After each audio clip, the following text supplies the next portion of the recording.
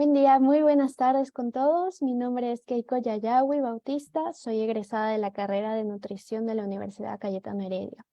Les doy la más cordial bienvenida a nuestro webinar Economía y Políticas Alimentarias, el cual se realiza en el marco del mes aniversario de la universidad y continuando con la serie de webinars que la carrera tiene programados para este semestre académico. El día de hoy es un gusto para mí poder ser la moderadora de este interesante tema, el cual tiene el objetivo de analizar el contexto económico, social, actual y la tendencia de los mercados de alimentos a nivel nacional e internacional. Por esto nos acompaña nuestro docente de la carrera de nutrición, experto en el tema. Permítanme presentarlo y darle la bienvenida.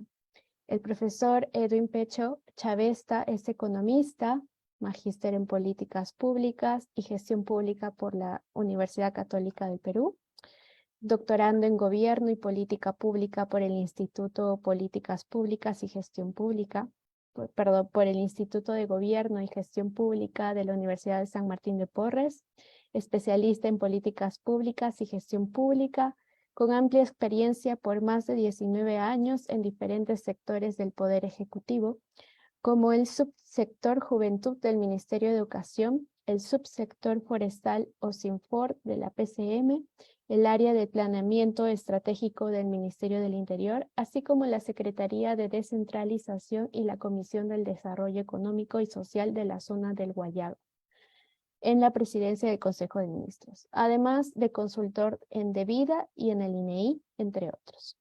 Bienvenido, profesor Edwin. Muchas gracias por acompañarnos. Lo invitamos a brindar su ponencia. Asimismo, le pedimos a nuestros asistentes dejar sus consultas en el chat de preguntas y respuestas, en la caja también de preguntas y respuestas, y terminada la exposición también pasaremos a resolverlas. Puede dar inicio a su presentación.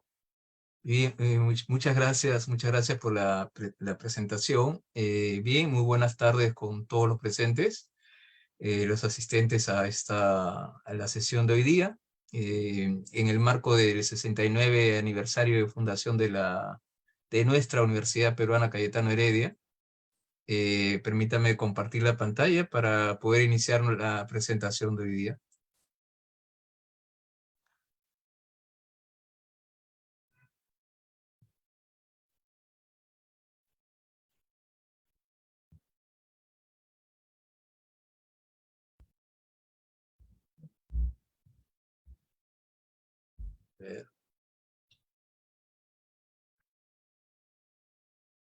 Bien, solamente para cerciorarme, ¿se está viendo bien la pantalla? Sí, sí, ¿Sí? está bien. Ok, muchas gracias. Bien, entonces, como decía nuestra moderadora, el tema que vamos a tratar hoy día es sobre economía peruana, ¿no? Economía y políticas alimentarias, ¿no? Economía y políticas alimentarias en el Perú. Entonces, voy a reseñar, ¿no?, el contenido de la presentación de hoy día para ponernos en contexto, ¿no? Para ponernos en contexto. A simple vista parece que fuera mucho, pero no es así. Lo he dividido básicamente en tres partes, ¿no? Una parte introductoria, con ideas y conceptos sobre lo que es una economía en vías de desarrollo, para diferenciarla de una economía industrial y desarrollada, ¿no? Que esto podría ser parte para estudiar y analizar el modelo económico peruano, tan famoso en los últimos tiempos de hablar del modelo económico peruano, unos en contra y otros a favor, y preguntémosles a esos políticos si de repente no saben de lo que están hablando, ¿no? Con la mayor modestia del caso, ¿no? De mi parte en todo caso, ¿no? Esa es la primera parte, ideas y conceptos fundamentales que deberíamos saber. Es como si fuera un recorrido, ¿no?, sobre cómo ha ido andando la economía, sobre todo desde el ámbito agrícola, ¿no?, del uso de la tierra, del trabajo de la tierra. Y luego hacer la relación de esas ideas importantes en la economía con lo que es la estructura productiva del Perú, ¿no? ¿Qué es lo que produce el Perú? Cómo se gana sus divisas, cómo incrementa su Producto Bruto Interno, cómo es que crece el Perú, en base a qué, ¿no? La estructura productiva. y relacionándola con el bono demográfico y la informalidad, ¿no?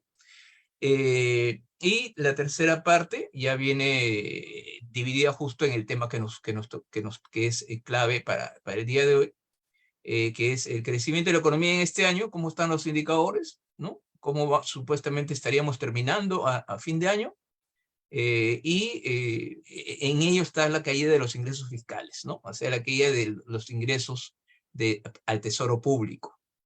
Para concluir en lo que son las políticas alimentarias en el Perú, cómo que se ha venido manejando, cuál es la tendencia y la orientación de las políticas alimentarias en el Perú, para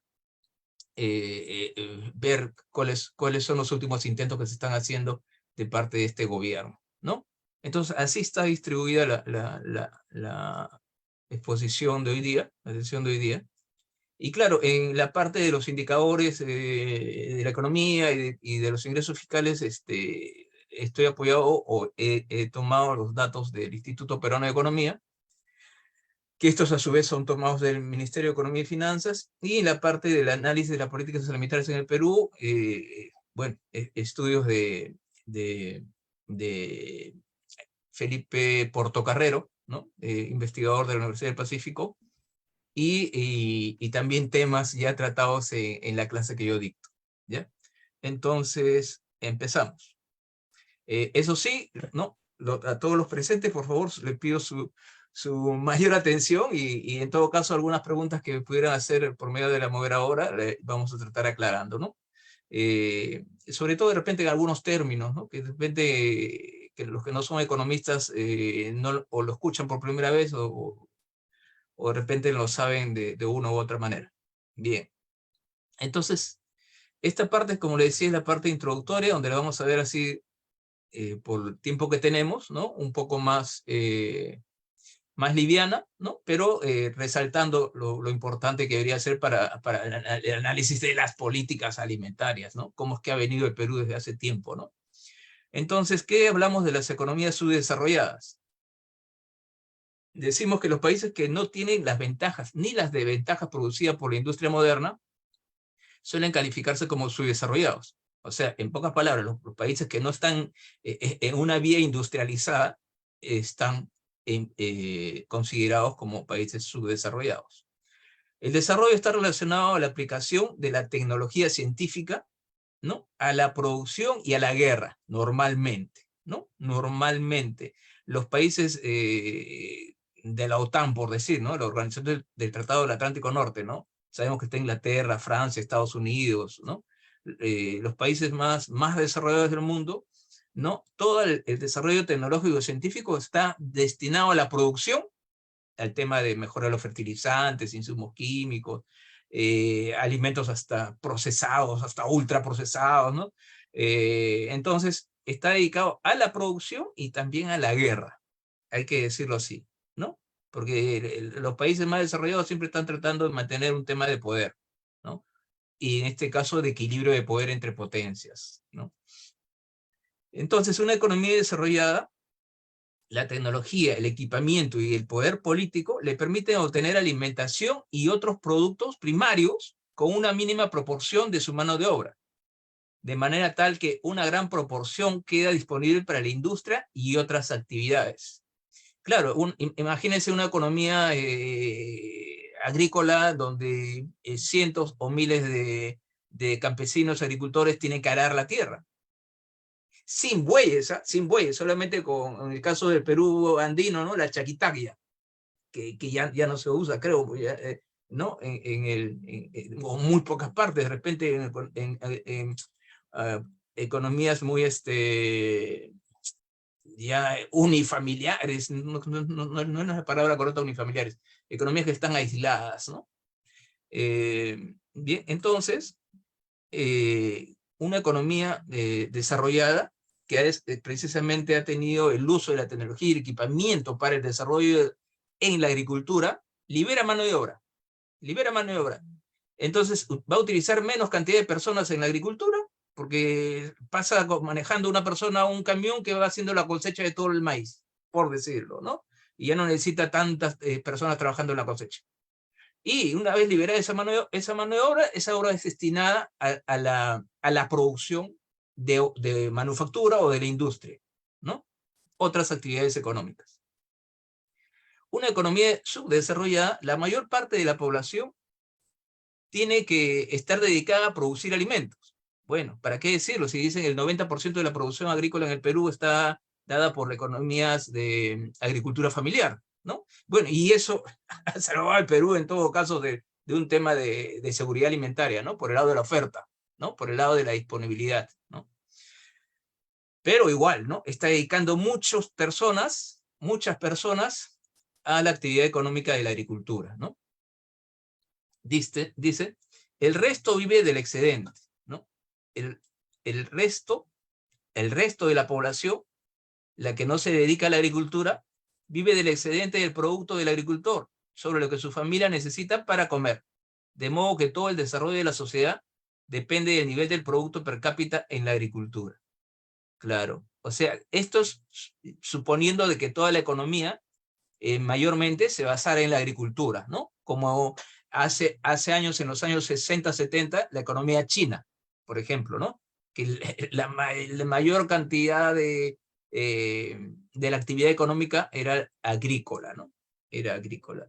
Y claro, se dedicaba a fabricar mondadientes, se dedicaba a fabricar servilletas, ¿no? Todo lo que se podía vender, productos a $1 en la tiendita de $1, ¿no? Productos baratos y de mala calidad, ¿no?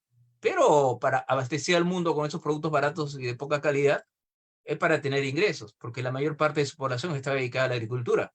Pero ahora ya no fabrican mondadientes y servilletas, ¿no? O sayonara, chancletas, como se le llame, sino fabrica aviones, cohetes, barcos y automóviles, ¿no?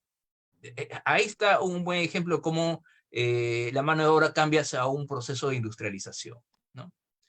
Bien, entonces, aquí seguimos con el ejemplo, ¿no? La industrialización significa la aplicación de la energía a la producción y el transporte.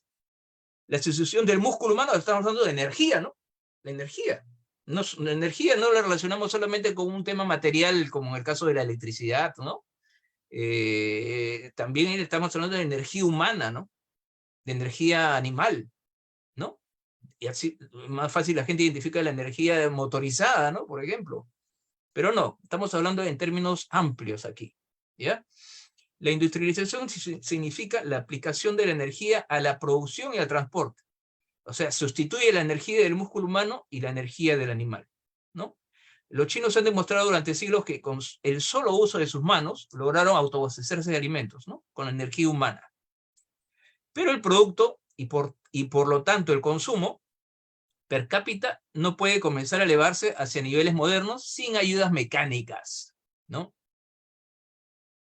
Y en otra sesión podría hablar de la economía china y cómo se transformó, ¿no? Entonces, el desarrollo está identificado con la industrialización en el sentido general en que se aplica tanto a la agricultura como a las manufacturas, ¿no? A las manufacturas, ¿ya? A ver, influencia de la industrialización. Cuando la revolución industrial se ha producido en alguna parte del mundo, cambia sustancialmente la situación de todo el resto del mundo, ¿no? Si la industrialización empezó en el siglo XVIII en Inglaterra, y con toda la producción en serie y en masa de diferentes tipos de artículos, ¿no? Entonces, si otro país necesita lo que Inglaterra produce, obviamente que empiezan no solamente las relaciones comerciales de alimentos, sino también de productos mecanizados, ¿no? Entonces va a cambiar el resto del mundo, ¿no? La aplicación de la ciencia y la tecnología en los países desarrollados abre el camino a una alta productividad, está subrayado con rojo, ¿no? Abre el camino, y es lo que más adelante vamos a ver lo que Michael Porter, un especialista economista y en finanzas, hace un par de años vino al Perú, bueno, hace más de un par de años vino al Perú, y en el CADE, que se hace anualmente, ¿no? Ante los empresarios, les dijo las verdades que lo que nosotros en academia podemos analizarlo, él lo dijo en público y a los propios empresarios, ¿no? Que Perú tenía una economía de baja productividad, ¿no? Entonces, la aplicación de la ciencia a la tecnología en los países desarrollados abre el camino a una alta productividad. que puede ser seguido luego en otros sitios cuando la situación política lo permita, ¿no? Y nosotros aquí, yo le he puesto eso en azul porque nosotros, sin mayor análisis, ya estamos hartos de tener malos dirigentes políticos, ¿no? Que no atienden estos asuntos. Todo lo han dejado los técnicos, ¿no? Y los técnicos pueden proponer o pueden realizar y pueden aplicar o pueden implementar políticas públicas, pero no toman las decisiones, ¿no? Que también es otro punto, ¿no? El desarrollo, más allá del tema del presupuesto, del dinero, de la educación, de las capacidades, es fundamentalmente también un tema de decisión, ¿no? Un tema de decisión política. Vamos a ir por este camino a transformar lo que producimos hacia un camino de industrialización, ¿no? Vemos los costos, los riesgos y los beneficios, pero es un tema de decisión. Bien, en la actualidad, los diversos países subdesarrollados se hallan en diferentes fases de su desarrollo precapitalista o de incipiente desarrollo moderno. ¿Ok? O sea, están con unos pasos ahí, ¿no? Pero sin la decisión tomada hacia el camino que debería ser, en realidad. Entonces tenemos aquí una parte de la historia del Perú, ¿no? Que se vivió hasta 1968, 1970, el gobierno de Velasco Alvarado. Pero imagínense, hasta casi finales de la segunda mitad del siglo XX, todavía existía esta relación de lo que en inicios de la conquista del Perú, por parte de los hispanoárabes, la relación existente entre el encomendero, el que le había encomendado tierras, el rey le encomienda tierras, terrenos, a un encomendero, y ese encomendero es el propietario, entre comillas, de esa tierra, ¿no? Que esa tierra que no es un distrito, esa tierra eran inmensas provincias, ¿no? Una encomienda, Trujillo era lo que era desde Guayaquil hasta la actual Trujillo, y eso era una encomienda, ¿no? Y así estaba dividido el inicio del Perú en encomiendas, pero entonces, claro, eran encomiendas que estaban dadas por el rey de España, ¿no? Pero todo lo que había dentro de ese territorio les pertenecía a los encomenderos. Animales, productos agrícolas que daba la tierra, y los indios que vivían ahí, ¿no? Para hacerlos trabajar. Entonces esa relación cambió con el tiempo, durante la colonia, con el inicio, la república cambió, pero cambió de nombre, ¿no? Ya no eran encomenderos, eran terratenientes. Y ya no tenían inmensas encomiendas como 3, 4 departamentos, sino eran terratenientes de miles de hectáreas, ¿no? Miles de hectáreas. En los cuales también vivían indígenas ahí. Entonces, ¿qué pasa? ¿No? En unas sociedades tribales, ¿no? Digamos, originarias, ¿okay? Que aún podríamos encontrar en Amazonas, en la Amazonía, por ejemplo, ¿no? Ya un poco en los Andes de repente. En unas sociedades tribales, el excedente agrícola es compartido por la comunidad, o sea, lo que sobra, lo que produce un campesino, lo que sobra lo comparte con el otro vecino de la comunidad o lo intercambia, ¿no? Lo que llaman un sistema económico de trueque, ¿no? ¿Ya? Dice, el excedente en una sociedad tribal, el excedente agrícola es compartido por la comunidad y no se coacciona a ninguna familia a producir más de lo que necesita para consumir. Es una sociedad diferente, pues, ¿no? No es una sociedad occidental. Y ahí vamos a ver el problema de por qué en el Perú debería ser mejor utilizar el término de integración, buscar la integración primero antes que la inclusión, ¿no? Aquí copiamos modelos europeos y que están de alguna manera en el top, liderando los desarrollos teóricos y conceptuales, y no vemos la realidad, ¿no? Queremos copiar los modelos, pero no vemos la realidad. El mundo entero habla de inclusión, porque en realidad en muchos de estos países desarrollados se necesita hablar de inclusión, pero en países en vías de desarrollo lo que se debería hablar es integración, ¿no? Integración antes que inclusión. Primero se integra y después se incluye. Bueno, ahí está prendido el audífono, el micrófono de Adolfo, por favor. ¿Podrías silenciar el micrófono, Adolfo Achata? Gracias. Bien, entonces, a ver, aquí hay unos términos sociológicos también, pero después lo podemos explicar con tranquilidad. La superestructura de lo que se conoce como civilización, ¿no?, se ha edificado sobre la base de coaccionar al labrador, al campesino, a fin de que trabaje para los otros, ¿no? O sea, claro, ya no trabaja para él y su comunidad, sino trabaja para el mercado. Eso debería ser integración, pero al trabajar para el mercado debería recibir el dinero y las ganancias también, así estaría integrado. Pero no, en el caso del terrateniente y campesino, trabajaba para el mercado del terrateniente que lo vendía, pero no recibía ninguna ganancias. No recibía ganancias. La ganancia la recibía del terrateniente, ¿no? O sea, era un sistema de explotación. ¿Ya? Muchos países de América Latina permanecieron después de la independencia en la etapa en que había una clase de terratenientes que cobraban una renta usurera a los campesinos, o sea, le cobraban una renta por vivir en sus propiedades, ¿no? O que emplean la fuerza de trabajo en sus propiedades con salarios de subsistencia, ¿no? Ahí en la foto se está viendo porque le están los terratenientes prestando de repente un par de céntimos, ¿no? Antes habían céntimos, ¿no? Y pagaban céntimos, ¿no? Porque ahora hasta de repente hasta uno que esté pidiendo dinero por la calle ya ni te acepta 50 céntimos, ¿no? Igual los taxistas ya no te aceptan taxis por 4 soles, ¿no? O algo así.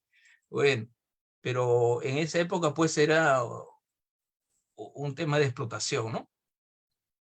Entonces, ¿qué pasa aquí? Dado que los terratenientes gozaban de un estilo tradicional de vida, no necesitaban preocuparse por la productividad de la tierra. Eran como, estaban viviendo de sus rentas, ¿no? Como se podría decir lo más sano, ¿no? Está viviendo de sus rentas, es como que no trabaja, ¿no? Alguien que no está trabajando y tiene dinero dice, oye, estás viviendo de sus rentas, ¿no? De algún alquiler que tendrá por ahí, ¿no? Pero entonces ese era el problema del terrateniente, como ganaba, no necesitaba de la productividad de la tierra, o sea, no necesitaba producir más, ni mejorar la capacitación de los campesinos, ni mejorar la productividad de la tierra, ¿no? Eran hostiles a una mejora en la productividad que elevaran el nivel de vida de los campesinos, ¿no? Y repito, eran hostiles a una mejora en la productividad que elevaran el nivel de vida de los campesinos y los hagan menos miserables. Este método de organización de la agricultura, uy, me pasé, no, vamos a ver cómo retrocedemos acá, tengo la flechita, a ver, disculpen, dejé de compartir. Vamos a buscar. Acá estamos. Aquí. Opa.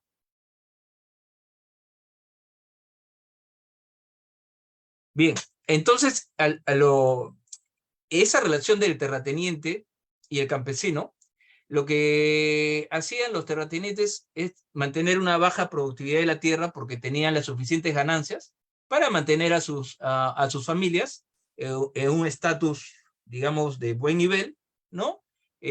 Para darse los gustos que ellos querían, ¿no? Porque tenían una mano de obra explotada, ¿no? Súper barata, y todo lo que producían, las ganancias las invertían en ellos, y no elevaban el nivel de productividad porque no, para ellos no era necesario. Y al no elevar el nivel de productividad de la tierra, tampoco habían excedentes para el ingreso nacional, o sea, para el Estado, ¿no es cierto? Entonces, aquí quiero retroceder a que nos va a dar un dato acá. Nos va a dar un dato. A ver. Pero quiero salir de esto.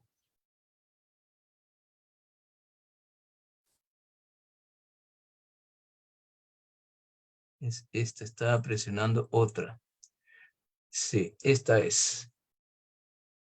Ya, entonces, lo que le decía, ¿no? El excedente a un bajo nivel, o sea, no había mucho excedente para que quede como renta en la tierra, ¿no? Tenían lo suficiente para sostener a las familias de los terratenientes, de tal manera que poco o nada queda disponible para el resto de la economía. ¿Ya? Entonces, aquí, a esta era la que quería llegar.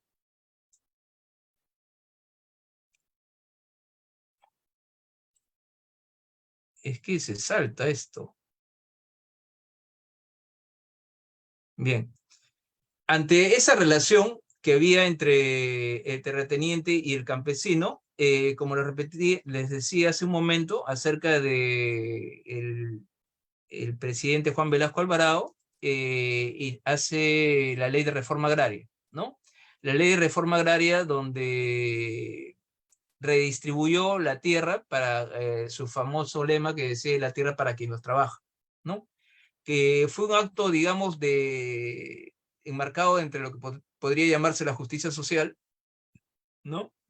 Para terminar con el abuso de los terratenientes y la explotación de los terratenientes a los campesinos, pero no solucionaba el tema agrícola, ¿no? No solucionaba el tema agrícola, el tema del desarrollo agrícola, ¿no? Entonces, no resuelve el tema de la distribución de la tierra, no resuelve por sí solo el problema de la baja productividad. El terrateniente tenía que tener financiamiento, o sea, lo que le llaman el crédito, ¿no? No tenía esas relaciones. El terrateniente sí, pero el campesino no, ¿no es cierto? El campesino no. Existían los prestamistas y el intermediario, ¿no? Que compra la cosecha a bajo precio inmediatamente después de la recolección y lo vende a unos precios que va subiendo a lo largo del año. Entonces, son considerados por los campesinos como sanguijuelas, pero están financiando un servicio necesario, ¿no? Sin una fuente de préstamo, los campesinos pueden encontrarse en aún peor que anteriormente. Entonces, claro, se redistribuyó la tierra a los campesinos, pero sin una pauta, sin las relaciones que tenía el terrateniente de comercialización, de financiamiento, de préstamos, de relaciones con intermediarios que recolectaban los productos, eso no lo tenía el campesino, ¿no? No los tenían los campesinos. Entonces, ¿qué es lo que se recomienda? ¿No? ¿Qué es lo que se recomienda? Tema de la tecnología en la agricultura, ¿no? Dice, no es muy frecuente tratar de mejorar la tecnología antes de proporcionar una salida al producto disponible, ¿no? Claro, o sea, normalmente pues venden lo que producen y no interviene la tecnología antes para mejorar el producto, ¿no? O para transformarlo. Entonces, cuando se habla de la diversificación de producción, dos temas importantes. Uno es la productividad, un punto es importante, la productividad, y otro punto es la diversificación de la producción. ¿Ok? O sea, cuando se habla de diversificación de la producción, estamos hablando justamente de producir un producto mejorado o de producir, además de cacao, producir, no sé, trigo, producir piña, producir arándanos, ¿no?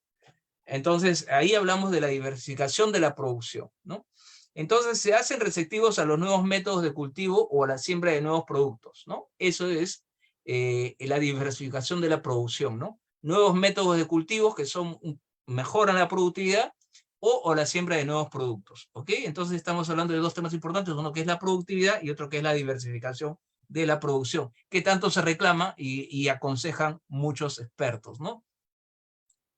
Entonces no es fácil el establecimiento de una agricultura cooperativa a no ser dentro de la estructura de una política gubernamental auténticamente dirigida a favorecer los intereses del campesino. Y eso es lo que se estaba haciendo normalmente en el Perú, ¿no? Establecimiento de agricultura cooperativas, ¿no? Que muchos campesinos unan sus hectáreas de producción, se convierten en una asociación, en una cooperativa, y de esa manera logren comercializar ya no kilos, sino toneladas de producción que estén integrados al mercado, ¿no? Eso se ha estado haciendo con mucho esfuerzo y con mucha asistencia técnica también. ¿Ya? Entonces, ¿qué es hablar de agricultura capitalista? ¿No? Hablamos de capitalismo, pero sin ideologías, ¿ok? Sin ideologizar ni política ni socialmente el término, ¿ok? Sino más bien en su amplio sentido económico, de sistema económico, ¿ok? ¿Qué es hablar de agricultura capitalista? ¿Ok? Ya advertimos, ¿ya? Porque es otra palabra totalmente denostada, ¿no? O criticada, ¿ya? Entonces, los métodos de riego son modernos, ¿no? La mecanización, ¿no? El desarrollo científico de nuevas variedades de productos, ¿no? hasta ayer me enteré que habían 2, 3 variedades de arándanos, ¿no? Yo pensé que solamente una variedad de arándano, por ejemplo, ¿no? Por hablar de un producto. La mecanización de los cultivos, ¿no? Eso es hablar de agricultura capitalista. O sea, la tecnología y la mecanización para buscar la productividad en la producción agrícola, ¿no? Hace posible arrancar la agricultura de las manos de los terratenientes y los campesinos anticuados y transformarla en una esfera de inversión capitalista. En el periodo colonial, había ya un considerable desarrollo de la exportación, es lo que hablaba hace un momento, ¿no? Hay muchos terratenientes y antes llamados encomenderos que exportaban directamente, ¿no? Sin necesidad de crear un Estado, ¿no? Por propia cuenta exportaban, y entonces, pues, todos los excedentes que producían los campesinos, ¿no? En ciertas zonas esas empresas se modernizaron, ¿sí? Lo más visual ahora, una imagen más que grafica lo que es una economía moderna, agrícola, por ejemplo, los agroexportadores, ¿no? Donde meten bastante desarrollo tecnológico, ¿no? La agroexportación, por ejemplo, ¿no? Entonces, en ciertas zonas esas empresas se modernizaron, en otras continúa el cultivo campesino. En otras, la situación política de un país independiente desalienta la inversión por parte de los viejos propietarios de plantación. ¿Ya? Bueno, aquí vamos a avanzar un poco más rápido, ¿no? La agricultura capitalista también está precisamente con ese tema del desarrollo tecnológico, muchas tierras áridas, ¿no? Donde no se producía nada. México se pone como ejemplo acá, Perú también, ¿no? El proyecto Olmos, por ejemplo, donde era un desierto tremendo, con el proyecto de irrigación, ahora se producen muchos productos ahí, inclusive que son exportados, ¿no? Que no solamente se consumen en el mercado interno, sino también son de exportación, ¿no? Y claro, justamente por el desarrollo de una agricultura capitalista, ¿ok? Hay otros países que solamente, como en el caso que ponemos en ejemplo, el caso de Venezuela, que solamente se dedicó a exportar petróleo y no diversificó su producción, y entonces es un país que importa muchos alimentos, ¿no? O en el caso de Cuba, ¿no? El azúcar, solamente produce azúcar, no diversifica su producción, y entonces o tiene que importar alimentos o castigar a su población a que coma solamente lo que produce, ¿no?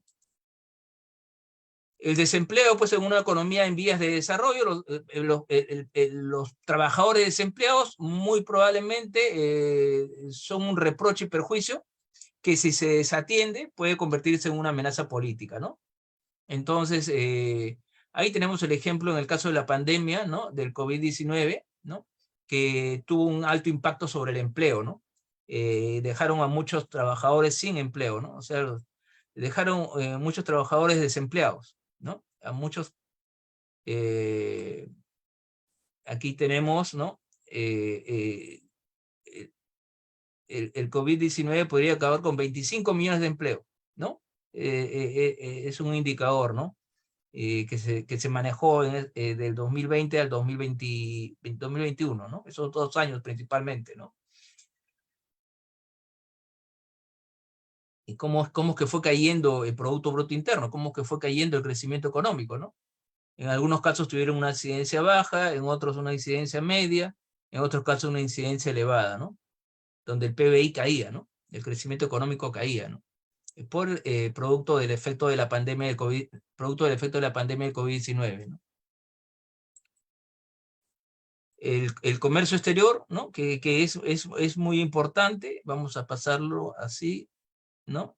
O sea, el tema del comercio exterior es que un país desarrollado, industrializado, que vende mucho más, comercializa mucho más en el mundo, va a tener divisas, va a tener ingresos, sean en dólares o en euros, ¿no? En cambio, los países en vía de desarrollo, en esa relación de comercio en el mundo, están en desventaja. ¿Por qué? Porque no tienen mucho que exportar. Normalmente, pues, son productos primarios, ¿no? O alimentos, o algunos productos manufacturados. Pero realmente lo que los industrializados están en esa ventaja, ¿no? En el tema del comercio exterior. ¿Ok? Por eso es que el tema, ¿no?, de ser más productivos, ¿no?, diversificar la economía y caminar hacia la industrialización, ¿no? Aquí estamos, ¿no? Pues, ¿no? Dentro de los países de América Latina, ¿no? Que más exportamos productos minerales, ¿no? Ha crecido un poco la manufactura, ¿no? En un momento, en los años 70, justo en el gobierno de Velasco, es donde países como Perú y otros países de América Latina hablan de la sustitución de importaciones, ¿no? Que no llegó a buen puerto porque igual se pretendía sustituir las importaciones de equipos, de automóviles, de algún tipo de industria que se importaba por hacerlos aquí mismo. Pero el Perú máximo llegó a ensamblar automóviles aquí, ¿no? Y lo que le salía caro porque tenía que importar los insumos para hacer eso, ¿no? O sea, no implantaron unas fábricas acá, ¿no? Sino más bien de ensamblaje. Entonces muchos productos tenían que importarlos y no podían sustituir realmente lo que se pretendía al inicio, ¿no? La sustitución de importaciones, ¿ok? La afluencia del capital, que es muy importante, el tema de la relación entre países, ¿no? Sobre todo los países en vías de desarrollo, ¿ok?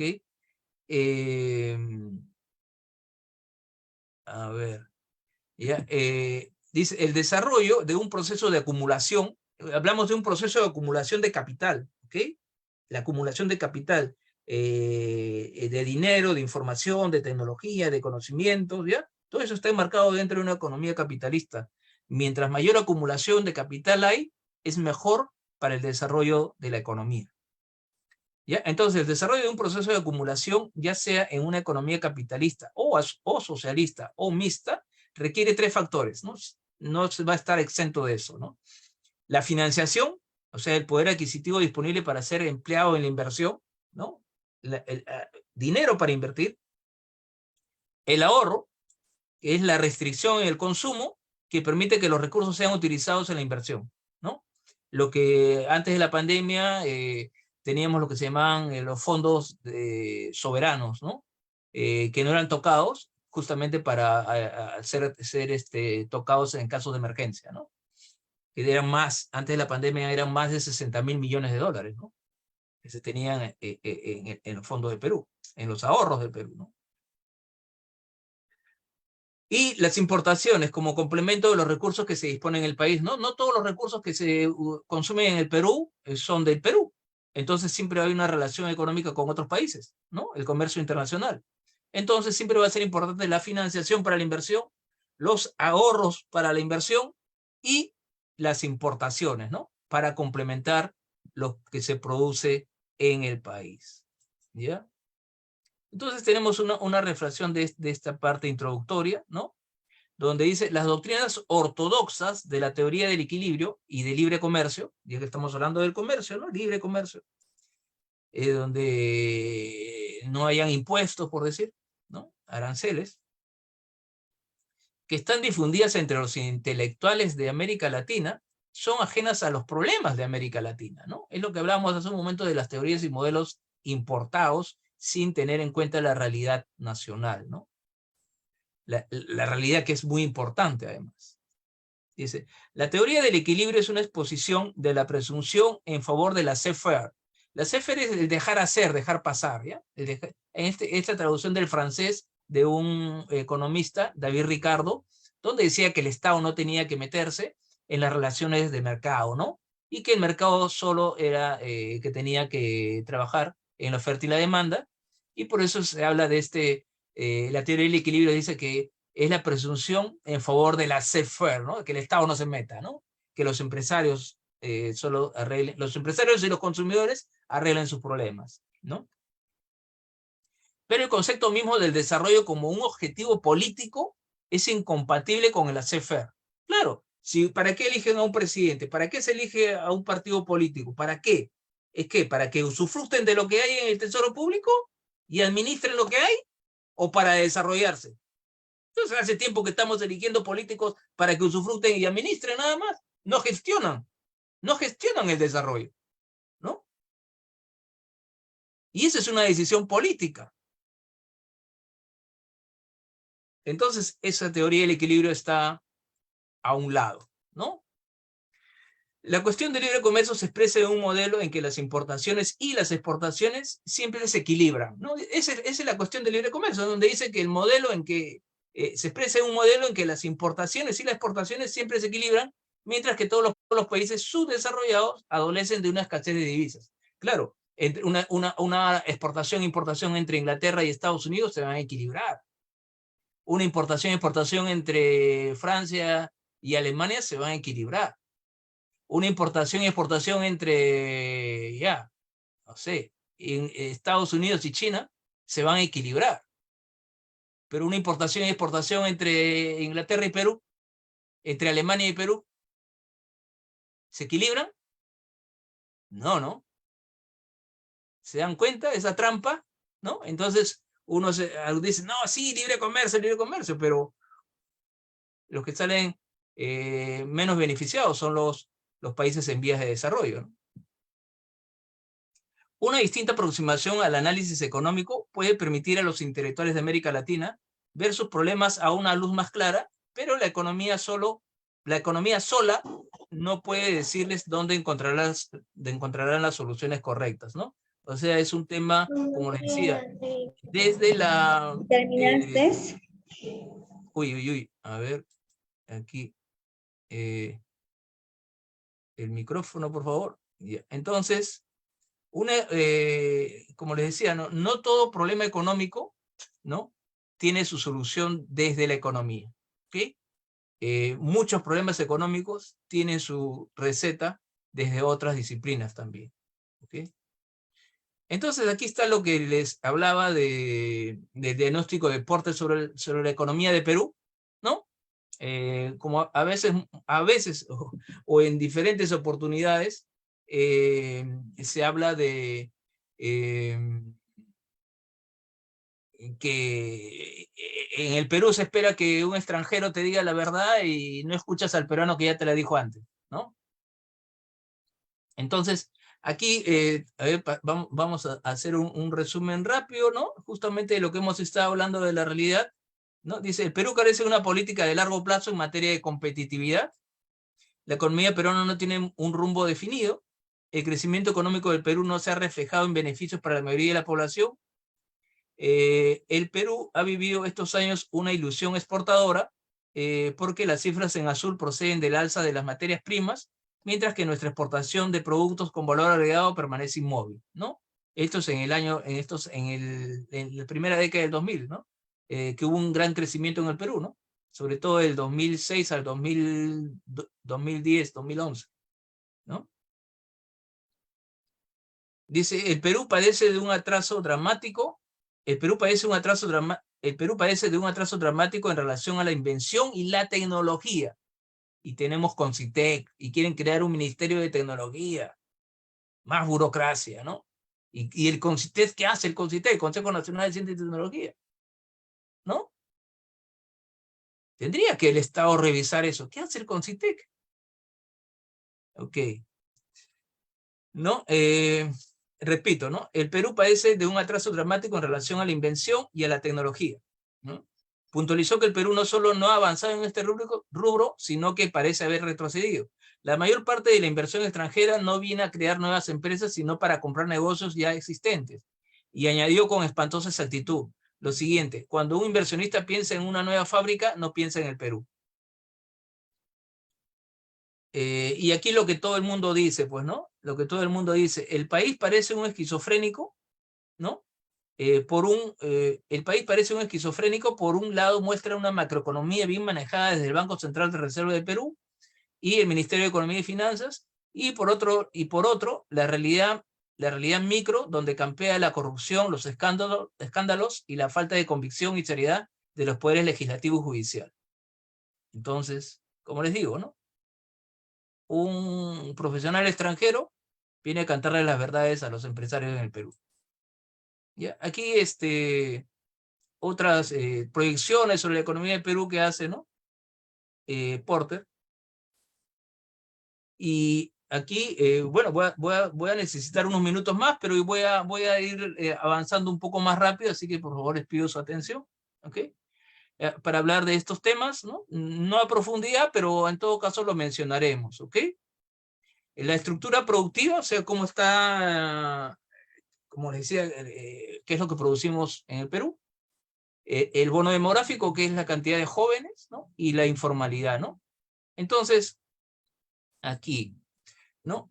Como sabemos, la estructura productiva del Perú desde la época de la llegada de los hispanoárabes ha sido primario exportadora, ¿no? Primario exportadora, básicamente minerales, ¿no? Es decir, los ingresos de nuestro país se basan en las ventas de recursos naturales sin transformar. Durante la segunda mitad del siglo XX se intentó cambiar la estructura productiva hacia una industrialización por sustitución de importaciones que no concluyó, ¿no? En las últimas décadas del siglo XX, por motivos de la apertura comercial y la globalización de los mercados, se desarrolló más el sector servicios, la agroexportación y la manufactura, ¿no? Es lo que hablábamos hace un momento, ¿no? Y la agroexportación, más allá del sector servicios, la agroexportación y la manufactura ha avanzado bastante, al menos en ese campo, ¿no? Sin embargo, nuestra estructura productiva sigue siendo en mayor medida primario y de servicios, ¿no? La que da más empleo, además. Entonces, aquí está la estructura, ¿no?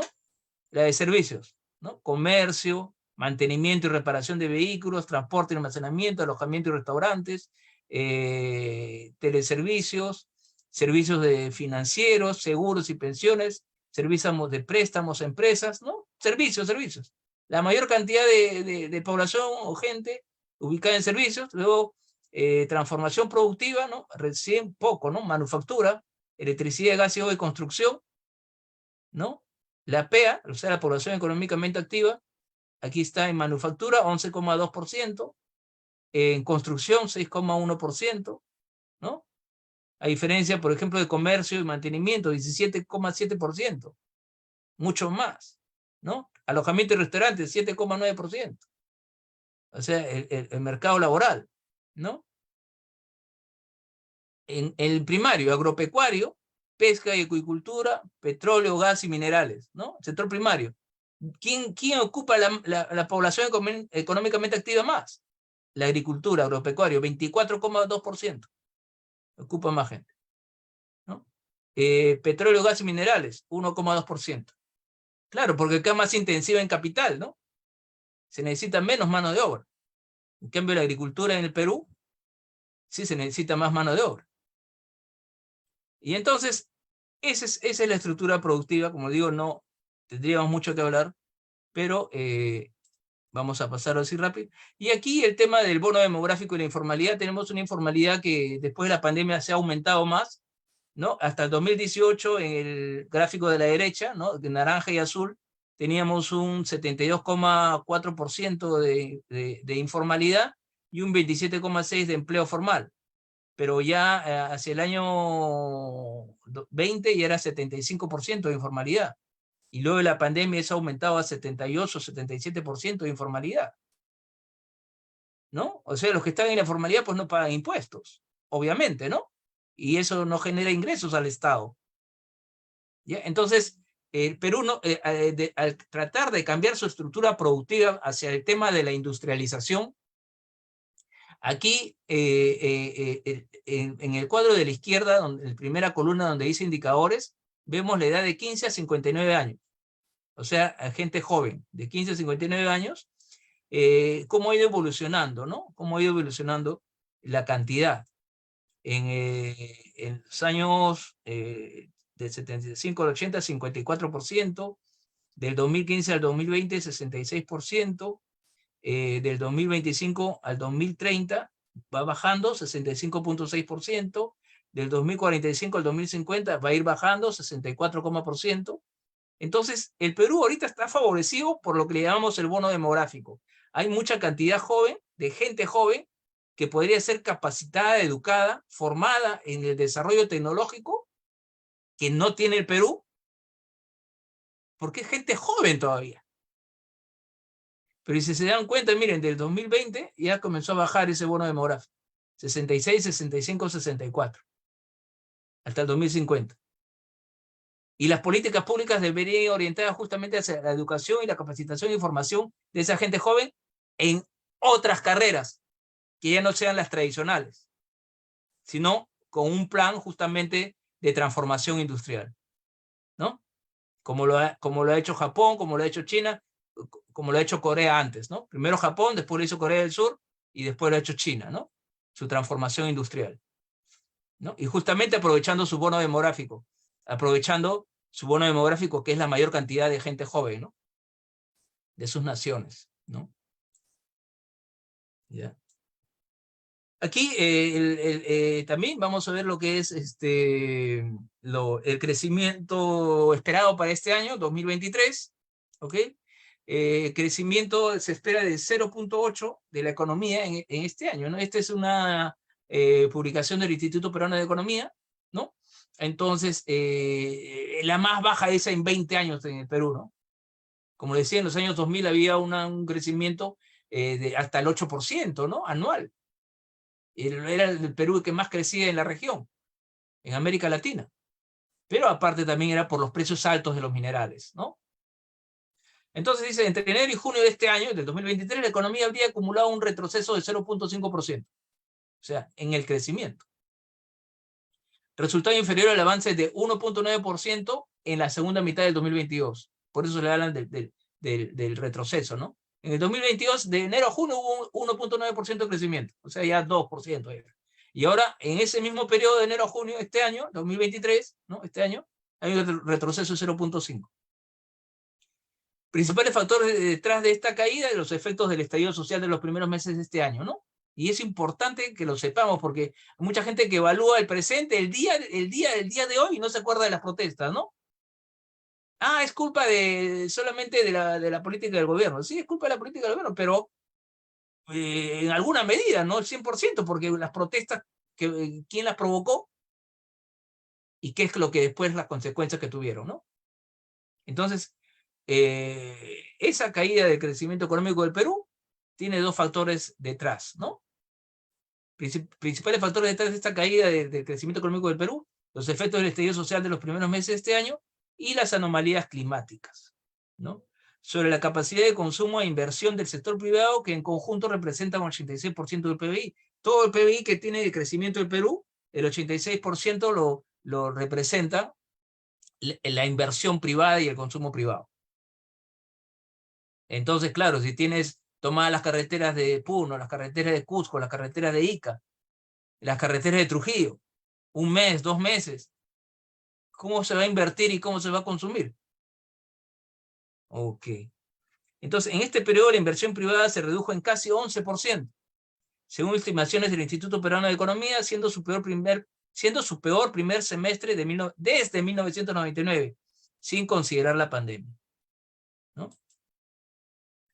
Aquí, algo que resalta el Instituto Peruano de Economía, que es la contribución de la minería, ¿no? Dice, la caída de la economía hubiese sido mayor sin la contribución de la minería.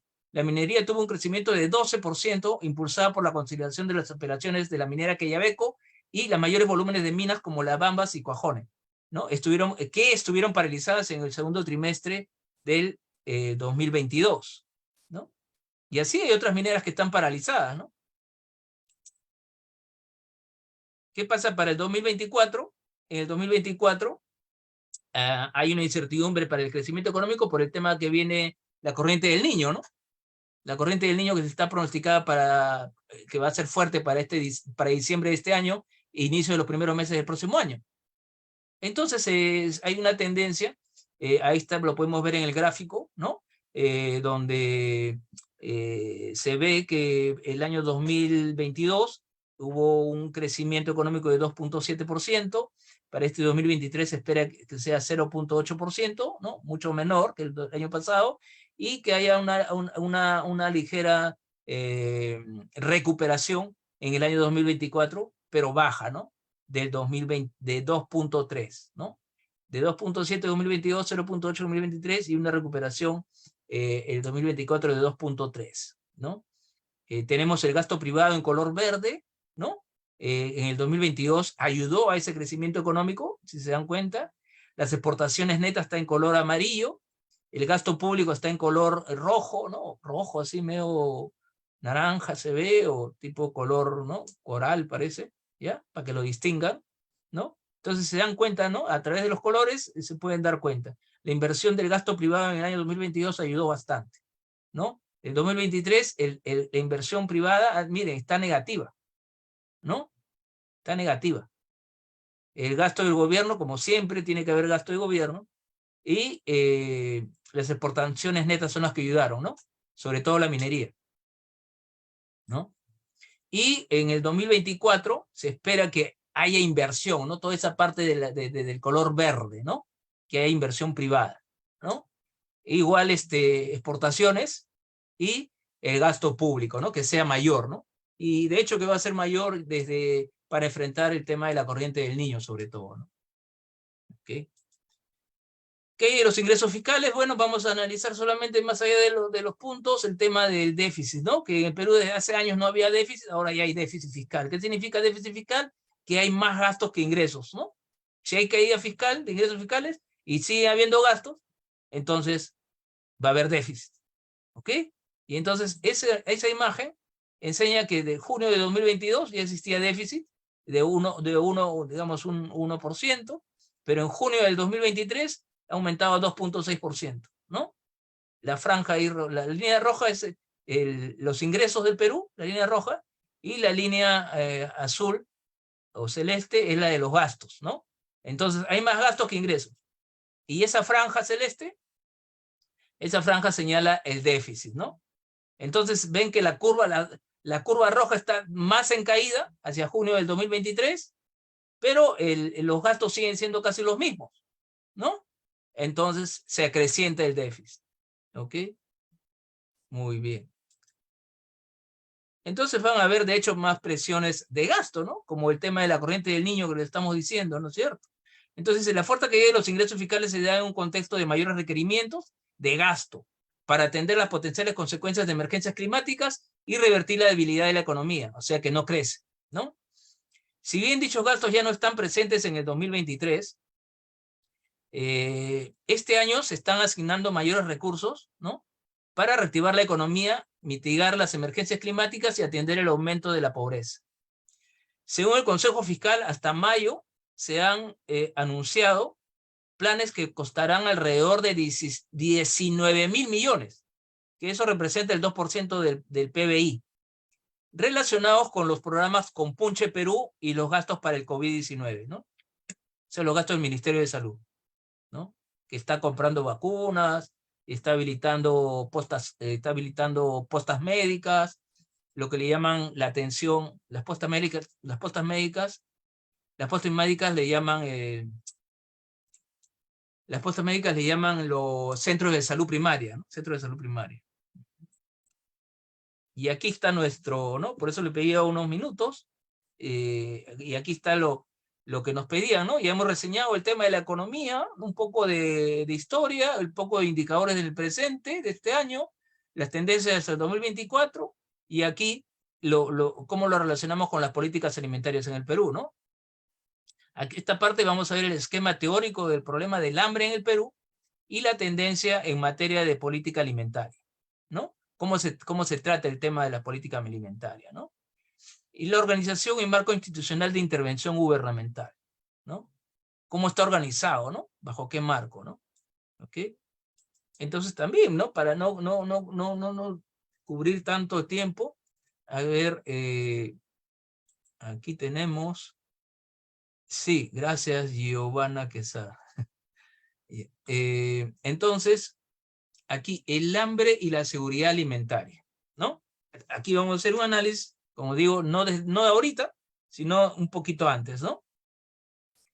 Década de los 70. En la década de los 70, en el Perú, se veía el problema del hambre y de las políticas alimentarias, se veía bajo el enfoque de la disponibilidad de elementos, ¿no? De alimentos. El problema para el Perú es la disponibilidad de alimentos. Se tenía que asegurar lo que le llaman el acceso físico de alimentos, ¿no? Yeah. Entonces, según esta concepción, había que implementar políticas que incrementaran la oferta de alimentos. Claro. Entonces, según la visión, no hay disponibilidad de alimentos, entonces las políticas públicas tienen que estar orientadas a incrementar la oferta de alimentos, ¿no? Entonces se veía por el lado de la oferta. ¿Sí? En la década de los 80, el problema de la alimentación, ¿no? Era por el lado de la demanda de alimentos. ¿Qué significa que ahora el enfoque va cambiando? Es, no, el problema ahora es de demanda de alimentos, ¿no? Es supuesto que la población no hace alimentación balanceada por cuestiones de pobreza. Claro, si la población no tiene ingresos adecuados, ¿cómo va a acceder a la naranja que está mirando ahí pues, en el puesto de mercado? ¿Cómo va a acceder a la avena, al pollo, a la carne, pescado que pasa por el mercado y no lo puede adquirir por falta de ingresos? ¿No? Entonces, ya está planteado el tema de por dónde deben ir las políticas alimentarias, en el Perú o en otra nación, ¿no? En otra sociedad, en otro país, ¿no? El lado de la oferta, la disponibilidad de alimentos y el lado de la demanda, que tiene que ver con los ingresos de la población. ¿Ok? Entonces, aparte, son los principales, pero aparte de otros factores, ¿no? Considerando estas dos dimensiones del problema, oferta y demanda de alimentos, es decir, disponibilidad física de los alimentos y disponibilidad económica para adquirirlos, de acuerdo con la FAO, el concepto de seguridad alimentaria es el acceso permanente, lo que le llaman estabilidad después, ¿no? Es el acceso permanente de todas las personas a alimentos que posibiliten una vida saludable y activa. ¿Ya? Tres dimensiones principales: disponibilidad de suficientes cantidades de alimentos, sean de origen nacional o importado, por eso que les hablaba que es importante el tema del comercio internacional también, ¿no? El tema de la importación son complementos, ¿no? A la economía nacional. Segundo, acceso a los alimentos, que lo que supone ingresos adecuados, ¿no? Tercero, uso apropiado de los alimentos, lo que implica poseer ciertos conocimientos sobre la nutrición, sobre la nutrición y el acceso a servicios de salud y sanidad, ¿no? El tercero, los tres son importantísimos, ¿no? Pero una cultura que realmente cuide el tema de los alimentos y las políticas que vayan en ese sentido deberían de cuidar mucho ese tercer elemento, ¿no? Claro, siempre lo más urgente es la disponibilidad del alimento y lo más urgente es que puedan tener acceso económico a los alimentos, ¿no? Pero también es importante el tercer punto, ¿no? El tercer punto, que es uso apropiado de los alimentos, lo que implica poseer ciertos conocimientos sobre nutrición y el acceso a servicios de salud y sanidad. Y el acceso a servicios de salud y sanidad, ¿no? El no tener agua, por ejemplo, ¿no? Es un problema. Bueno, ya, la dependencia alimentaria, ¿no? Estamos haciendo un recorrido rápido, sí, ok. Durante la década de los 70 y parte de la década de los 80, vinculado al problema de una insuficiente oferta de alimentos, se manejó con cierta frecuencia el concepto de dependencia alimentaria, ¿no? Esta consistía en la importancia relativa que tenían los alimentos importados en el total de la oferta de alimentos de un país. Sin embargo, hay quienes defienden que dicha dependencia está en función del nivel de desarrollo económico del país para financiar dichas importaciones. O sea, vamos a leer a Eguren, ¿no? Dice, cita textual de Eguren: un país desarrollado con una economía suficientemente poderosa y diversificada, otra vez hablan de la diversificación de la producción, ¿no? Y diversificada, puede asumir sin problema, aún considerando lo complejo del mercado internacional de alimentos, importaciones masivas, ¿no? Dice, puede asumir sin problema, aún considerando lo complejo del mercado internacional, de alimentos, importaciones masivas. O sea, según Eguren, claro, ya hablan de la dependencia alimentaria, que Perú se acostumbraba más en su dieta a consumir alimentos importados que los producidos nacional. Ya, pues, pero si tuvieras una producción diversificada y un desarrollo industrializado, estarías en la capacidad de poder importar esos alimentos, ¿no? Pero está dentro de esa teoría de esa época, ¿verdad? 70, 80, se hablaba de la dependencia alimentaria, ¿ok? ¿Qué hablaban otros? La autarquía, ¿no? Ya no hay que entrar mucho en esto porque ya la misma palabra nos da información, ¿no? La autarquía consume lo que produces, ¿no? consume lo que produce. Inclusive hasta había publicidad hasta hace unos años, ¿no? Consume lo que el Perú produce, ¿no? Bueno, ojalá, si se diversifica la producción agrícola, claro que sí, vamos a estar muy de acuerdo con eso, ¿no? Consume lo que produces, ¿no? Pero si hace falta importar, wow, ¿no? Entonces también eso es importante, ¿no? Tener divisas para importar esos alimentos. Y se habla de un intervencionismo internacional en que han financiado la importación de alimentos a muy bajo precio, y por eso, como han estado a un precio regalado, el Perú importó esos alimentos, y la donación de alimentos también por parte de USAID, que regala avena, por decir, y entonces la gente se ha acostumbrado a consumir la avena que Perú produce poco, ¿no? Etcétera, etcétera. Entonces hay como una especie ahí de conspiración detrás, donde dice que los países desarrollados han estado haciendo una especie de intervencionismo internacional respecto de la cultura alimenticia de los países en vías de desarrollo, ¿no? Entonces, aquí tenemos algo importante, que está con un fondo diferente, ¿no? Donde dice, por ello la política alimentaria deberá satisfacer tanto la demanda efectiva existente, ese es un punto. La política alimentaria tiene que satisfacer la demanda efectiva existente, sea con productos nacionales que diversifique la economía o que los importe, ¿no? Deberá satisfacer tanto la demanda efectiva existente, la que existe, no las que no pueden comprar, sino las que ya compran, ¿no? Pero a la vez, dice, ¿no? La política alimentaria, ¿no? También tiene que satisfacer las necesidades alimentarias básicas, ¿no? También tiene que satisfacer las necesidades alimentarias básicas de aquellos sectores que por problemas de ingreso no pueden traducirlas en demandas de mercado. O sea, la política alimentaria tiene dos objetivos. Una, satisfacer tanto la demanda efectiva existente, repito, satisfacer tanto la demanda efectiva existente como las necesidades alimentarias básicas de aquellos sectores que por problemas de ingreso no pueden traducirlas en demandas de mercado. O sea, de eso se debe preocupar la política alimentaria, ¿ya? Y para eso hasta bonos han entregado, ¿no? A poblaciones focalizadas, ¿no? Bien. Enfoque desde la demanda, ¿ok? Enfoque desde la demanda. Este enfoque del problema alimentario desde la demanda supone enfrentar los factores que impiden un adecuado acceso y uso de los alimentos. Los aspectos que se deben trabajar se vinculan con la lucha contra la pobreza y la distribución del ingreso, ¿no? Así como más precisamente con el saneamiento ambiental y la educación alimentaria, ¿no? Saneamiento ambiental y la educación alimentaria, ¿no? Que hasta ahora en televisión pasan, estaba viendo ahí en un restaurante cuando almorzaba, que van unas gorditas famosas, artistas, que les ofrece un programa de televisión con médicos especialistas en bajarlas de peso operándolas, ¿no? Y le preguntan, ¿qué comes? Que come chisitos, que come snacks, que come papitas, que come hamburguesas, que come, por decir, grasa y basura, ¿no?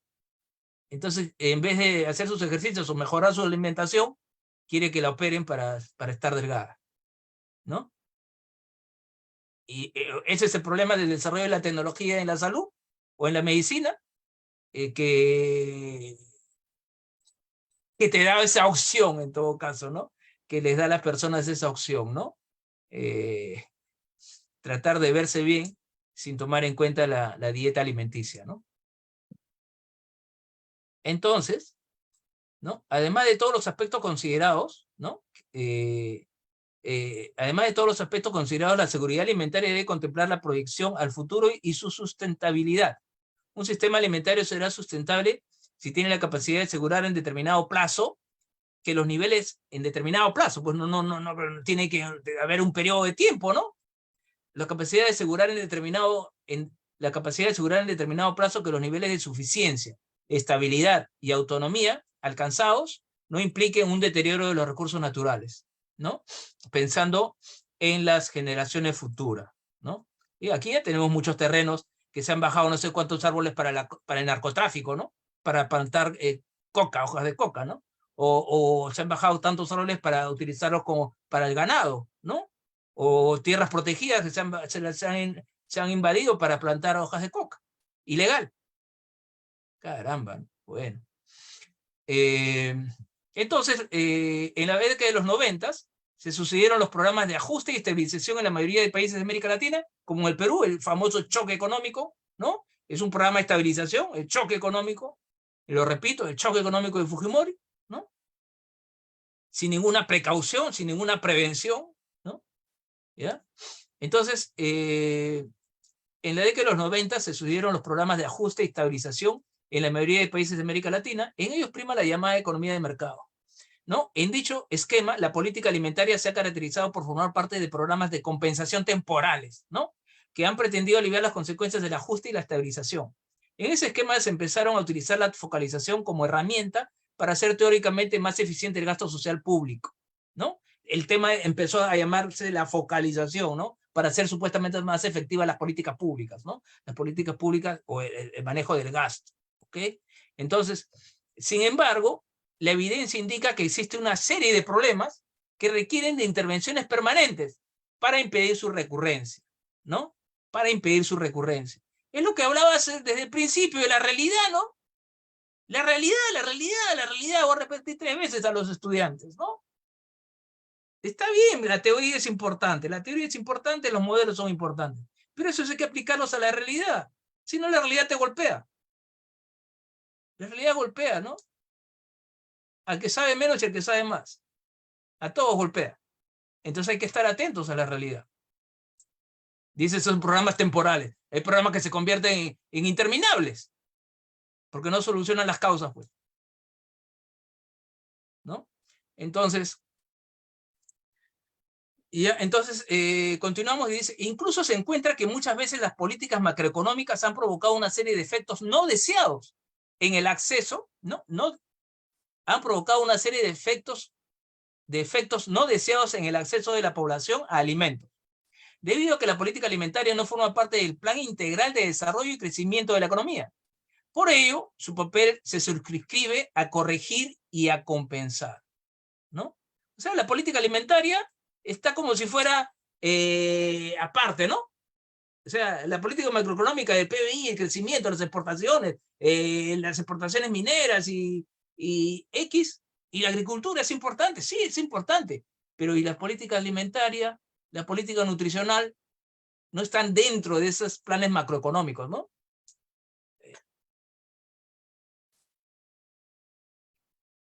Cuando hablamos de política alimentaria, cabe precisar que esta se diferencia de la política nutricional y de la política agrícola, ¿no? Claro, siempre están hablando de la política agrícola, pero ya, bueno, sí, sí los toman en cuenta, ¿no? Sí, toman en cuenta, hay políticas públicas nutricional y la ley de la política pública de seguridad alimentaria, y ay, sí, ¿no? Pero claro, no están dentro del marco macroeconómico, ¿no? Que maneja el MEF, ¿no? Y está enmarcada en una visión global de desarrollo y bajo la sombra de la política económica, ¿no? ¿No? La política agrícola, ¿no? Me refiero a la política agrícola. Según la definición de la FAO, ¿no? Se entiende por política alimentaria toda iniciativa pública destinada a incidir en el sistema alimentario de modo directo, ¿ok? Entonces, se entiende, repito, se entiende por política alimentaria toda iniciativa pública destinada a incidir en el sistema alimentario de modo directo. Ustedes saben que los sistemas alimentarios son de la producción, de la distribución y del uso de alimentos, ¿no? La cultura alimenticia. Entonces, claro,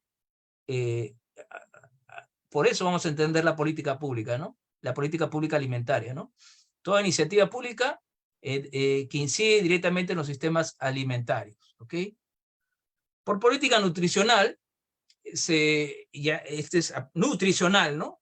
Por política nutricional se entenderá toda acción pública destinada a mejorar el estatus nutricional de la población, lo que abarca no solo las acciones que inciden en el consumo de los alimentos, sino además sobre la serie de condiciones socioambientales que determinan el aprovechamiento biológico de los alimentos ingeridos, ¿no? Entonces se encuentran pues áreas de yuxtaposición entre las políticas alimentarias y nutricional e incluso las políticas agrícolas, ¿no? Lo cierto es que la política alimentaria es una de las formas como se puede combatir la desnutrición, ¿no? Pero deberá ser complementada con medidas, ¿no? Claro, no por sí sola, pues, ¿no? Dice, Lo cierto es que la política alimentaria es una de las formas como se puede combatir la desnutrición, pero deberá ser complementada con medidas nutricionales que incidan en las formas de aprovechamiento de la energía de los alimentos, ¿no? ¿Ok? Haciendo esas salvedades, ¿ok? O sea, los niveles de ingreso y educación en la población pobre, sobre todo, ¿no? En la población pobre, ¿no? Que no tiene acceso a recursos para mejorar precisamente sus niveles de ingresos en alimentos, y menos va a tener para mejorar sus niveles de ingreso en educación, ¿no? Entonces, en países como el Perú, el objetivo fundamental de la política alimentaria, en la medida que se justapone con la política nutricional, será disminuir los niveles de desnutrición de la población pobre, ¿no? En ese sentido, en el mediano o largo plazo, deberá incrementarse el ingreso y el nivel educativo de la población, ¿no? Políticas de mediano y largo plazo, que pone hasta ese plan, ¿no? Estrategia de desarrollo, plan de desarrollo del 2050. El primero dijeron al 2021. ¿Y se ha evaluado qué es lo que se consiguió en ese plan al 2021? Yeah. Aunque, no, voy a repetir esta parte. En ese sentido, en el mediano a largo plazo deberá incrementarse el ingreso y el nivel educativo de dicha población. Aunque en el corto plazo, estos cambios estructurales deberán ser complementados con programas alimentarios focalizados, cuyo principal objetivo sea luchar contra la pobreza. ¿Ok? Entonces, se tiene que hacer de todas maneras los programas que hacen los gobiernos, ¿no? Que tienen que tener resultados al año, cada 3 años, ¿no? Aquí ya es la última parte, ¿ya? Ya para ir terminando, ¿no? La organización y marco institucional de la intervención de la política alimentaria, ¿no? En cuanto a las políticas sociales en general, se puede afirmar que tanto las iniciativas como los lineamientos y sobre todo los recursos se concentran en el Ministerio de Desarrollo e Inclusión Social, ¿no? Aparte del Ministerio de Salud, el Ministerio de Agricultura, ¿no? En el Perú, la política alimentaria del gobierno se concentra básicamente en una agencia gubernamental, el Programa Nacional de Alimentación Escolar Caliwarma, el Programa del Vaso de Leche y el de Comedores Populares, ¿no? No obstante, los programas de distribución alimentaria están dirigidos por un amplio grupo de organizaciones que incluye al gobierno central, a los gobiernos regionales, los grupos comunitarios, las agencias de donantes y las ONGs. ¿Ya? Todo ese es un sistema, pues, ¿no? La institucionalidad en que se basa la política alimentaria y social tiene sus antecedentes en instituciones y programas sociales que surgieron en gobiernos pasados, ¿no? Que no le hemos puesto acá, ¿no? El PRONA, por ejemplo, el más clásico, ¿no? Pero actualmente, como les decía, está el Caliwarma, el Vaso de Leche, Comedores Populares. Y aquí están las políticas públicas sobre seguridad alimentaria y nutricional en el Perú.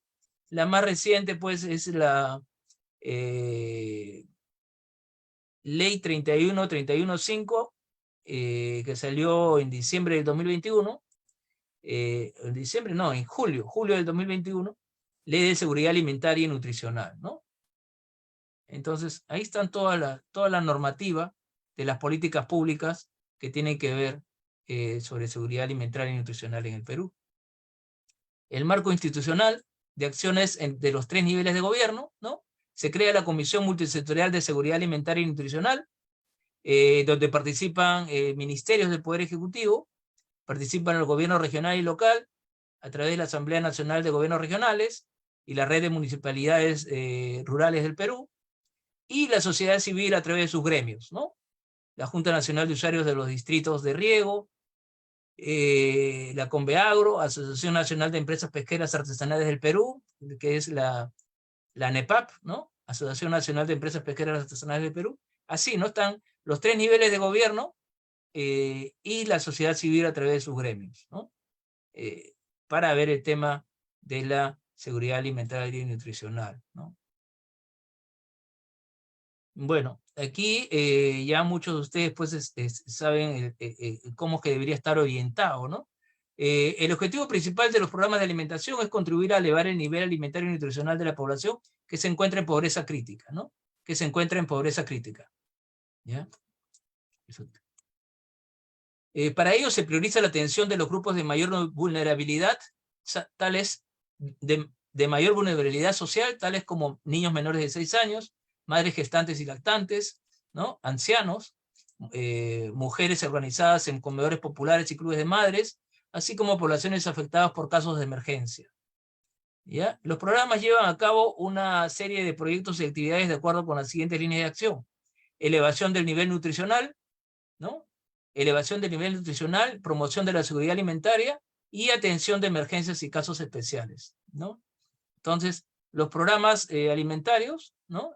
Llevan a cabo una serie de proyectos y actividades de acuerdo con las siguientes líneas de acción. Elevación del nivel nutricional, promoción de la seguridad alimentaria y atención de emergencias y casos especiales, ¿no? Casos especiales. Ahí va a estar, de hecho, pues el tema de la corriente del niño, ¿no? Bueno, acá están las líneas de acción, ¿ok? La línea de cada uno, ¿no? En cada una de las líneas de elevación del nivel nutricional hay ciertas actividades, línea de promoción de la seguridad hay otras actividades, y la línea de atención de emergencias y casos especiales, otros componentes, ¿no? Ahí están diseñados.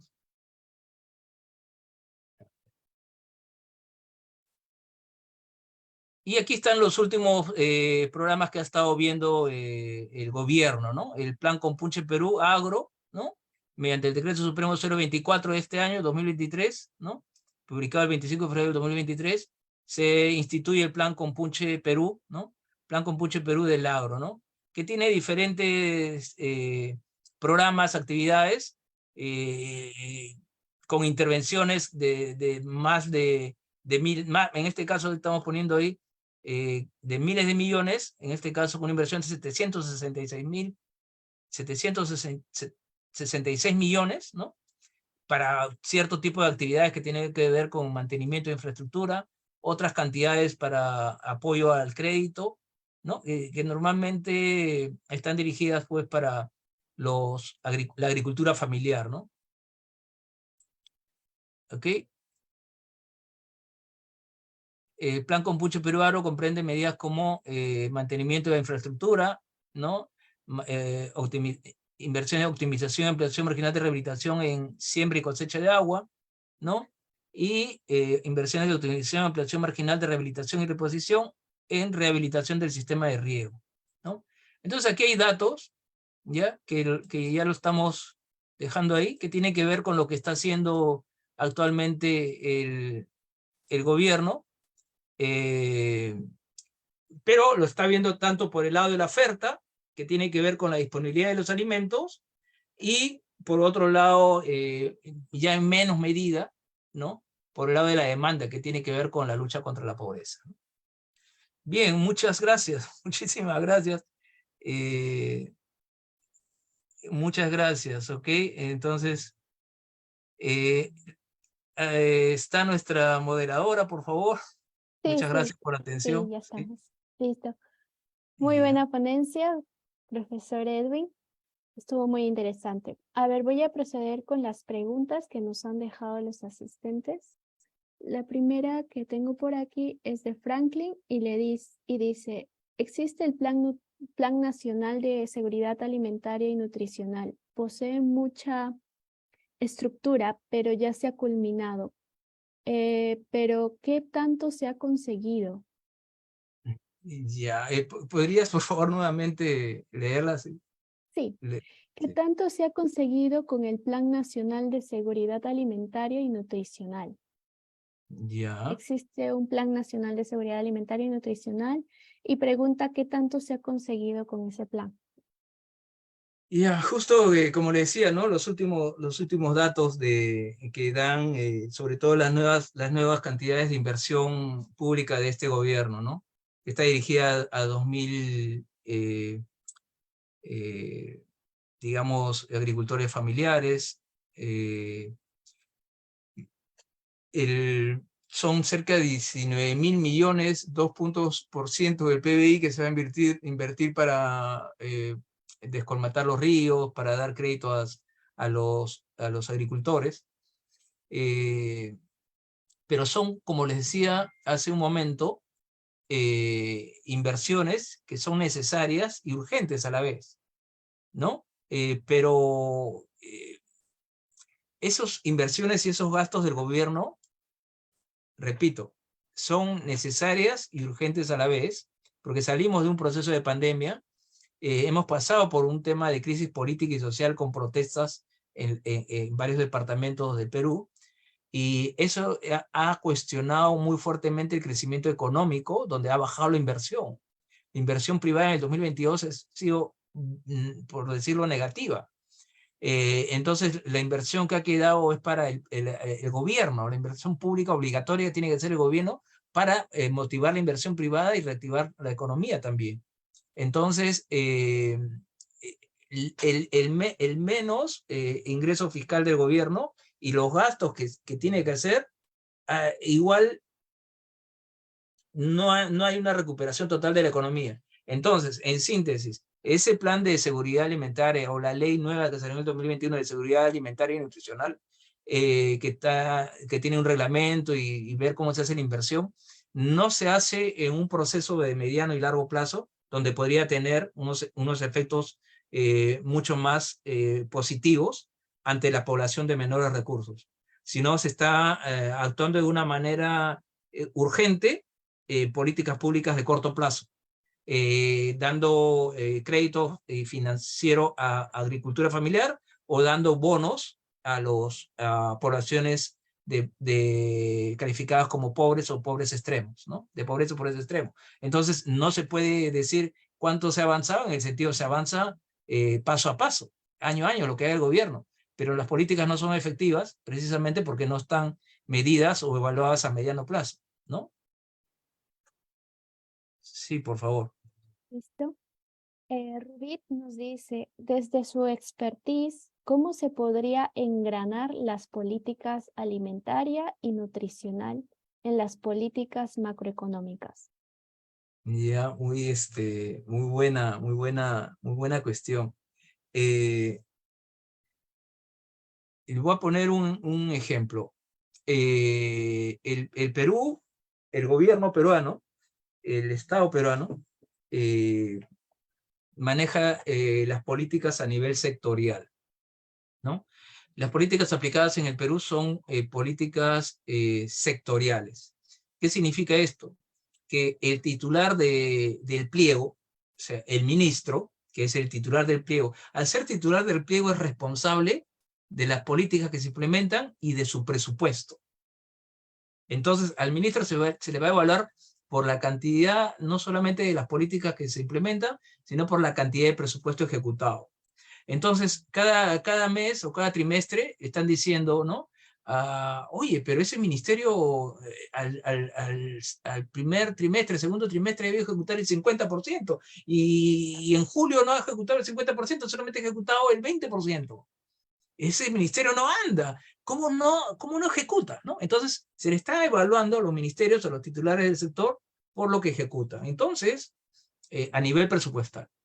Entonces hay una responsabilidad jurídica y política de lo que gasta, de lo que invierte un ministro en su sector.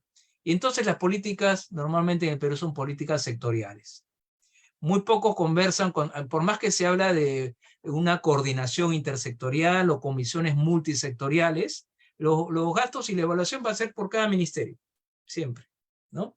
Entonces hace falta mucho lo que se llaman las políticas territoriales, las políticas públicas territoriales, que son donde los ministerios en su totalidad o en su mayoría, dependiendo de un plan de desarrollo territorial, que es un territorio, no es solamente un gobierno regional, o sea, no es solamente un departamento, no solamente es una provincia. La focalización de un territorio puede ser compuesto por la provincia de un departamento, otra provincia de otro departamento con la cual colinda, otra provincia de otro departamento en la cual colinda, pero en este caso los 3 gobiernos regionales tienen que actuar en ese territorio y los 18 ministerios, 19 ministerios tienen que actuar en ese territorio sobre la orientación de un plan de desarrollo económico social, ¿no? Entonces, para que una política pública de alimentación y nutrición esté enmarcada dentro de la política macroeconómica, normalmente tiene que tener el liderazgo del Ministerio de Economía, porque se ve que no hay un liderazgo del Ministerio de Agricultura, no hay un liderazgo del Ministerio de la Producción, no hay un liderazgo del Ministerio de salud, y del MIDIS, que maneja los programas sociales y programas de alimentación, lo que hace es mantener un papel de asistencialismo, ¿no? Donde corrige algunas cosas cuando la política macroeconómica afecta o no el nivel de pobreza, corrige y enmienda o compensa.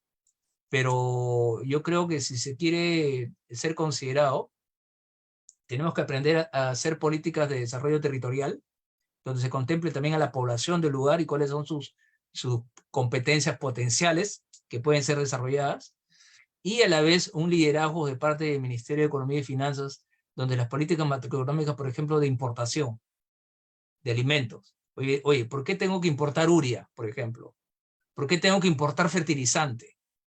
¿Por qué tengo que gastar ese dinero en comprarle fertilizante a Rusia, que está en guerra, cuando se está afectando la seguridad alimentaria en el Perú? ¿No? ¿Por qué no hacemos una planta de fertilizantes en el Perú? ¿Por qué el Ministerio de Agricultura no se preocupó de eso hace años y discutió eso con el ministro de Economía?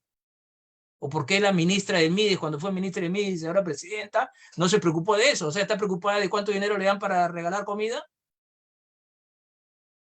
¿O también debería preocuparse que esas políticas alimentarias o de importación de fertilizantes esté incluida en la política macroeconómica del Perú?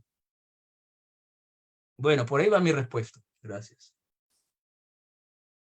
Bien, tenemos otra segunda pregunta de Rubí también. ¿Por qué debemos ver estos temas como integración y no exclusión? ¿Podría dar algún ejemplo? Ya. Sí, claro que sí, claro que sí.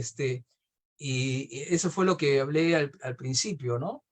Y gracias por la atención, gracias por la atención. Me complace mucho la atención que han puesto en ese tema. Miren, yo les quiero poner un ejemplo bien como doméstico, ¿ya? Un ejemplo muy casual, digamos así, ¿no? Una persona que habla español, un peruano que habla español, ¿no? Común y corriente, se va de viaje a Estados Unidos, ¿ya? Se va de viaje a Estados Unidos. Y no sabe hablar inglés, ¿ya? No sabe hablar inglés, ¿ok? Entonces, hay una conferencia, por decir, en inglés, a la que él quiere asistir. Y no hablemos de los traductores, ¿ya? No hay traductores simultáneos, no hay intérpretes, ¿ya? No hay traducción simultánea. Pero los gringos que están en la conferencia, que hablan perfecto inglés, le dicen, hay que incluir ese peruano, hay que incluir a ese peruano a la conferencia, hay que incluirlo. No, pobrecito, para que se entere también lo que vamos a hablar de esta conferencia. Hay que incluirlo y lo meten a la conferencia. Disculpen la palabra meten, ¿no? Lo llevan a la conferencia. Porque lo están incluyendo. Ese peruano que no sabe hablar inglés y está escuchando ahí, ¿va a ser productivo su presencia de él ahí? No, ¿no? Claro que no, ¿no? Entonces, ¿qué deberían de ser primero? ¿Incluirlo o integrarlo? ¿Y qué significa integrarlo? Integrarlo significa que él aprende inglés primero. Integrarlo significa que él aprende inglés, lo están integrando. Una vez que aprendió inglés, ese peruano ya habla perfecto inglés, bueno, o que se habla inglés, y dice, oye, te invito a la conferencia, e ingresa a la conferencia. ¿Va a ser productiva su participación ahí? Por supuesto que sí, ¿no? Por supuesto que sí, porque ahora va a entender todo lo que le dice el conferencista. Y es más, va a poder hacer preguntas, o hasta plantear también su propia posición, su propia posición respecto del tema, ¿no? Respecto de lo que estarían hablando en esa conferencia, ¿no? Entonces, eso es un ejemplo sencillo entre lo que es incluir e integrar. Entonces, aquí se saltan el tema de la integración y quieren incluir, ¿no? Yo digo, las poblaciones quechohablantes, por ejemplo, ya que estamos hablando de idiomas, deberían ser integradas para que hablen en perfecto español, en principio, ¿no? Porque cuando estaba hablando su español aquí, la gente, no todo felizmente, pero de repente alguna gente se burla de cómo habla su español, ¿no? Entonces, una forma es la integración idiomática, por ejemplo. Ya está integrado, ¿no? Y habla tan bien o tan igual o mejor que cualquier otra persona que vive en la costa, ¿no? Por hablar de regiones, ¿no? puede ser en su misma capital de provincia, ¿no? Capital de departamento. Entonces, eso es y en el tema de mercado, ¿no? En el tema de mercado. ¿Cuál es la economía oficial del Perú? Es lo que hablamos hace un momento, una economía capitalista, de producción capitalista, ¿no? Sin ideologizar nada, ¿no? Sin politizar nada, simplemente hablando del sistema de producción. Entonces la economía formal y que está establecida hasta en la Constitución es una economía de mercado, porque se produce, se vende y se gana dinero, y ese dinero se reinvierte, y lo reinvierte y va creciendo tu empresa o tu emprendimiento. Es una economía de mercado. Entonces, las personas que producen para sí mismos o para intercambiar en el trueque no están integrados a una economía de mercado. Ya se ha hecho mucho, como les decía, durante varios gobiernos para integrarlos a través de la Igual no se asociación escucha nada. y a través de cooperativas, ¿no?